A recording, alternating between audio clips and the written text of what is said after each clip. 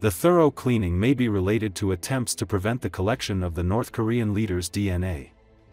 A Kremlin pool reporter captured unusual details after a meeting between Russian President Vladimir Putin and North Korean leader Kim Jong-un, which took place after a military parade in China. On his Telegram channel, the journalist published a video in which, presumably, Kim's staff thoroughly cleaned the room where the negotiations, which lasted about 2 hours, took place. They took away the glass he was drinking from, wiped down the upholstery of the chair and the parts of the furniture that the Korean leader had touched, Yunishev wrote, adding that after the meeting, both leaders left the office very satisfied and went to drink tea in a more relaxed atmosphere. The reasons for such meticulous attention to cleaning by North Korean personnel have not been given. At the same time, some genetic experts suggest that such measures may be related to fears of a leak of biological samples, which could potentially allow information to be collected about the health of world leaders, writes CNN.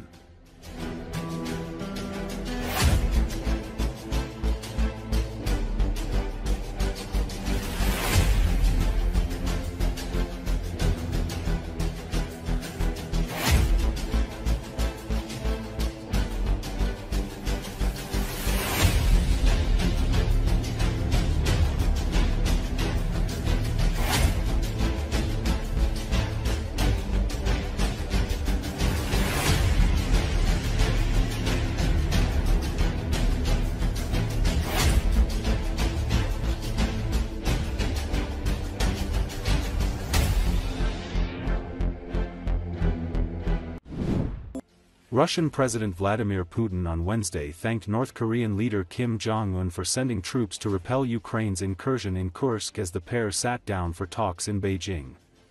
According to Associated Press, the two leaders met formally at the Diaoyutai State Guest House after attending a major military parade in the heart of the Chinese capital that marked the 80th anniversary of the end of World War II. Putin and Kim traveled from a formal reception to the negotiations in the same car, the Kremlin said in a post on social media. Speaking in front of journalists as the meeting began, Putin praised North Korean troops who fought bravely and heroically alongside Moscow's forces to repel Ukraine's incursion into Russia's Kursk border region. According to South Korean assessments, North Korea has sent around 15,000 troops to Russia since last year. It has also sent large quantities of military equipment, including ballistic missiles and artillery, to help fuel Putin's 3-year invasion of Ukraine. As is well known, on your initiative, your special forces took part in liberating Kursk region in full accordance with our new agreement, Putin acknowledged. He commended the cooperation between both Moscow and Pyongyang, saying, "Lately our relations have taken on a special, trustworthy, friendly and allied character." The anniversary celebrations in Beijing mark the first time that Kim has attended a major multilateral event during his 14-year rule, and the first time Kim, Putin, and Chinese leader Xi Jinping have gathered at the same venue. Observers are waiting to see if Kim possibly meets Xi bilaterally as well, or even holds a private trilateral meeting with Xi and Putin, although none of the three countries have confirmed such an event.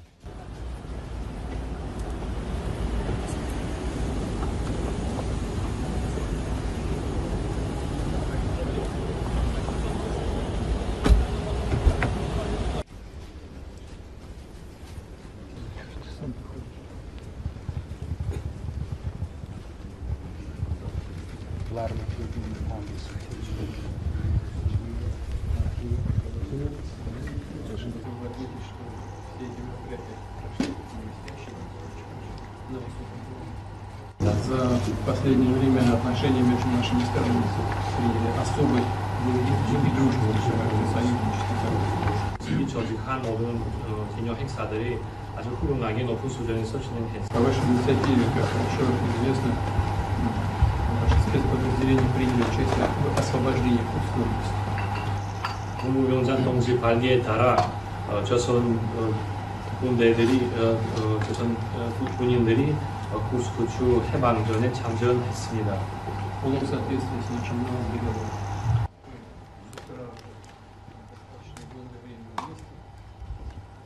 Хочу отметить, что ваши воины сражались мужественно и героически.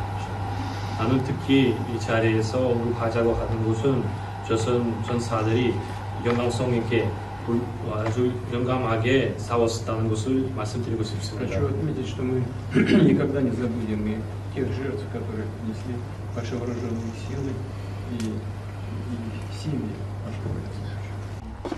Друзья. 오늘 우리가 조선 측이 조직한 Хочу вас от имени российского народа поблагодарить за это участие в совместной борьбе с современным неонацизмом. 나는 전 러시아인민을 대표해서 우리 두 나라 신나치즘을 반대하는 선에서 같이 세운 것에 대해서 사의를 표하고 싶습니다. Прошу передать самые теплые слова благодарности всему народу, корейской народу. Еще раз сердечно поприветствую. 존경하는 조선민주주의 уважаемый товарищ президент.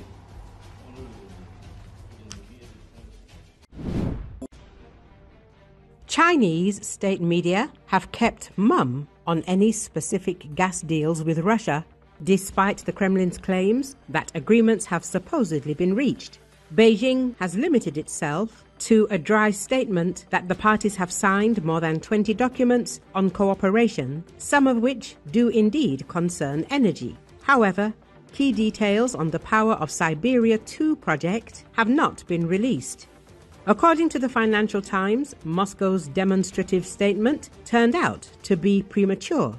This was also mentioned by the chairman of the China Institute of Energy Security, Victor Gao. According to him, this is more a declaration of intent than real agreements.